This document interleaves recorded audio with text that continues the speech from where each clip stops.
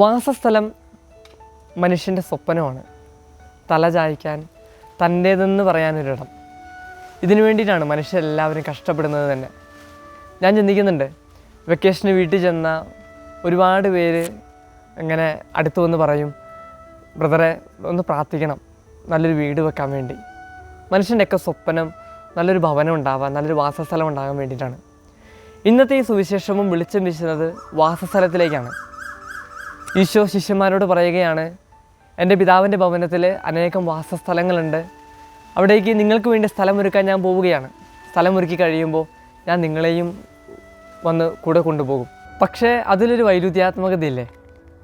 മനുഷ്യപുത്രന് തല ചായ്ക്കാൻ മണ്ണിലിടമില്ല എന്ന് പറഞ്ഞൊരു ഗുരു ഇതെവിടെയാണ് തനിക്ക് വീടുണ്ട്, ഭവനമുണ്ടെന്നൊക്കെ പറഞ്ഞ് മടങ്ങുക?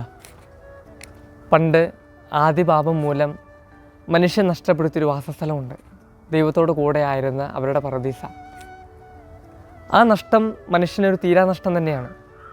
എനിക്ക് തോന്നുക മനുഷ്യനേക്കാൾ ഏറെ ആ നഷ്ടത്തിൻ്റെ വേദന അനുഭവിച്ചത് ഒരു പക്ഷേ ആ സൃഷ്ടാവാണ്, അവനെ സൃഷ്ടിച്ച ദൈവം തന്നെയാണ്.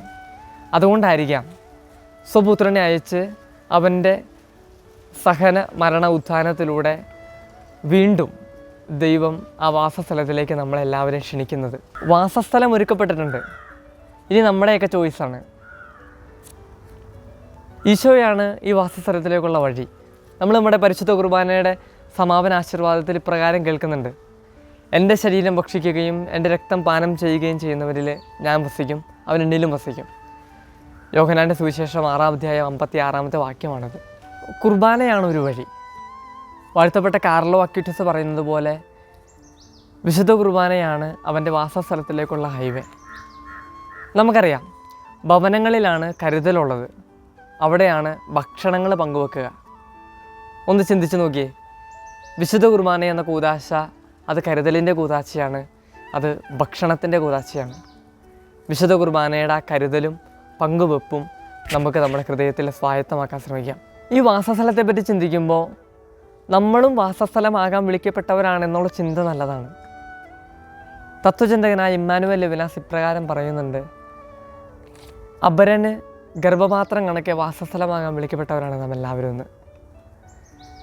മുറിവേറ്റവന് സൗഖ്യത്തിൻ്റെ വാസസ്ഥലമാകാൻ, വിഷമതകളും ദുഃഖങ്ങളും അനുഭവിക്കുന്നവർക്ക് ആശ്വാസത്തിൻ്റെ വാസസ്ഥലമാകാൻ ദൈവം നമ്മളെ വിളിക്കുന്നുണ്ട്.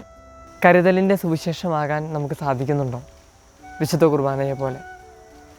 അതുപോലെ മറ്റുള്ളവർക്ക് ആശ്വാസത്തിൻ്റെ, സൗഖ്യത്തിൻ്റെ വാസസ്ഥലമാകാൻ നമുക്ക് കഴിയുന്നുണ്ടോ? ദൈവം അനുഗ്രഹിക്കട്ടെ.